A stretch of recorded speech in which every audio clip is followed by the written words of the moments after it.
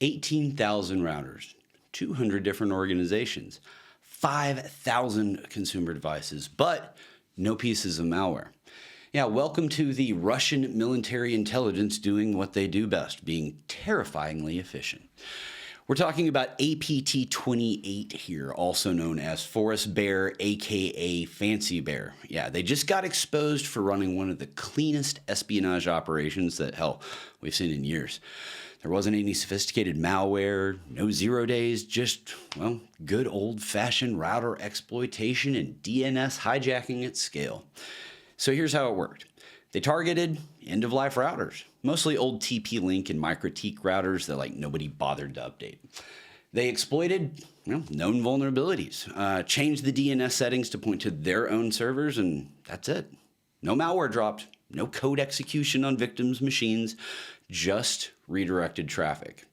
And here's the genius part here, okay? Because now, once your DNS is poisoned, every device on your network trusts it. You log on to Microsoft, you complete your multi-factor authentication like a good security-conscious human.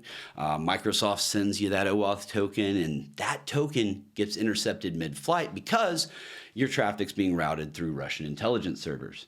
Yeah, they bypass MFA without phishing you, without even stealing your password or without ever even touching your device. They just sat in the middle and then caught your authentication tokens as they flew by.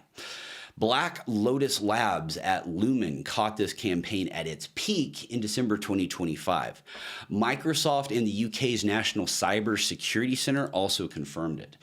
Government agencies, law enforcement, foreign ministries, all caught in the dragnet. And when the NCSC published their first report in August 2025, APT28, no, they didn't panic. They adapted. They ditched their malware approach entirely and then scaled up to mass exploitation. Just the day after it dropped, they switched tactics again and then went from hundreds of routers to 18,000. Yeah. The US FCC responded by, banning foreign-made consumer routers entirely. I'm not so sure how I feel about that. Conditional approval is required, and Homeland Security sign-off too.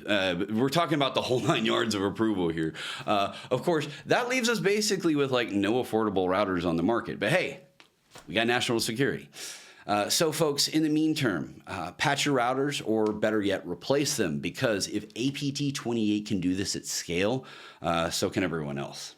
All right, let's move on to our next story, folks. This one's a little interesting. A ransomware group got political, and it's not the way you think it will be, okay? So TeamPCP, a financially motivated cybercrime group that's been hitting a bunch of cloud infrastructure since December 2025, has just deployed a wiper attack targeting Iran. Yeah, not for money, not for extortion, just pure data destruction if you're Iranian. Here's the payload. They call it CanisterWorm. It's a self-propagating worm that spreads through exposed Docker APIs, Kubernetes clusters, and Redis servers. Standard TeamPCP playbook so far. But this time they add a little spice, a little geopolitical kill switch, if you may.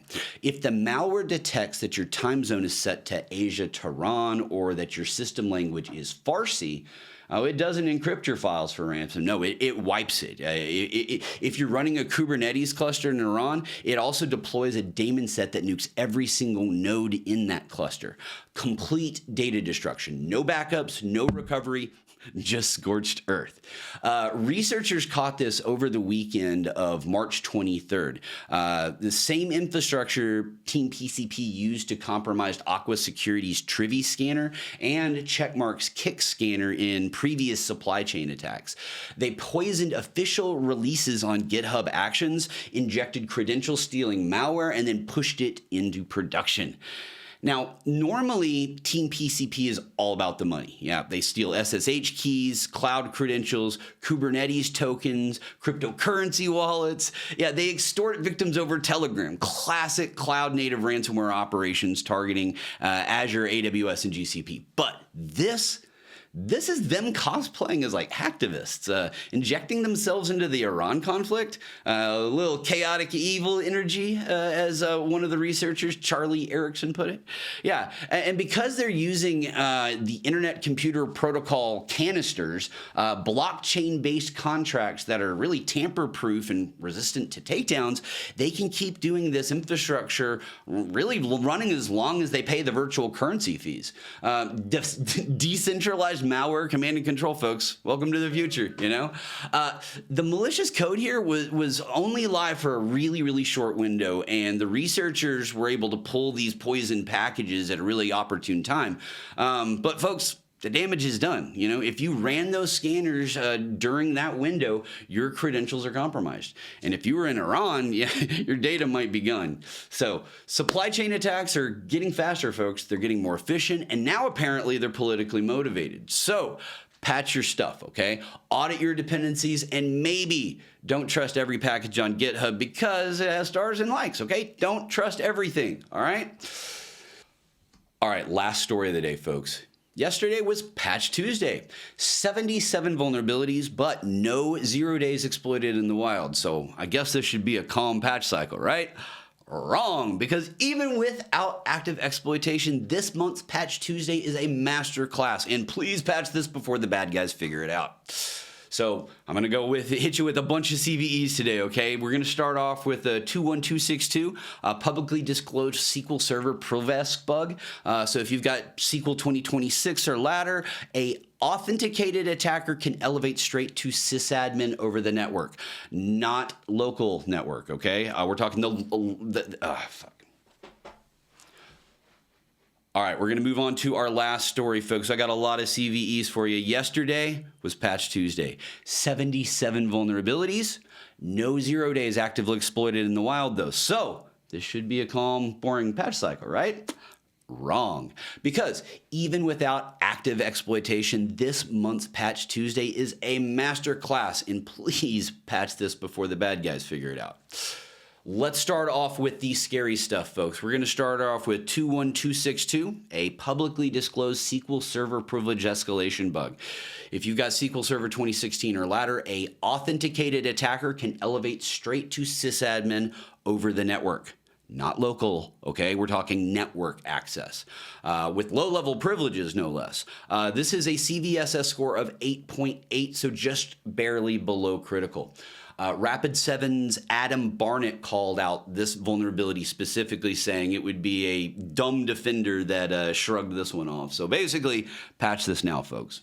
Now we've got some classic Microsoft Office remote code execution flaws. We've got 26113 and 26110, both triggered by just viewing the malicious email in the preview pane.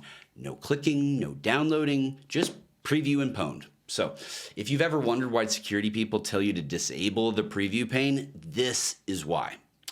But wait, there's more. 55% of this month's bugs are all priv-esque vulnerabilities or privilege escalation. 6 of them rated exploitation more likely. We have Windows graphics component, Windows accessibility infrastructure, Windows kernel, SMB server, WinLogin. These folks are core components of Windows, the stuff that runs under the hood of all Windows machines, and the stuff that attackers will ultimately chain together for a full system compromise.